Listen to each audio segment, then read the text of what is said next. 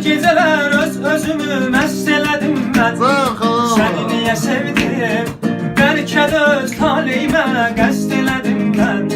Sən niyə getdin, şeir yazıb musiqilər bəst elədim mən. Hardadır yarım, deyirlər ki, indi də bir özgəyə yadır. Ailə qurmuş, şən yaşayır, bir qızı bir oğlu da vardı. Heyf o sevgiden, heyf onu bizden alıb illər aparır.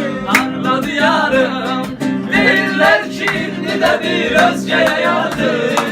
Ailə qurmuş, şən yaşayır, bir qızı bir oğlu da vardı. Heyf o sevgiden, heyf onu bizden alıb illər aparır. Bitti xəyallar, indi də bir özgəsinə sevgili yarsan. Amma mənim üçün gözlərimdə silinməyən bir intizarsan. Unutdum desəm, inanma sən ürəyimdə indi də varsan. Sevgili yarım, ömür sənə hədiyyədir, qurban olsun. Adət etmişəm, yolda qalan gözlər səni qurban olsun.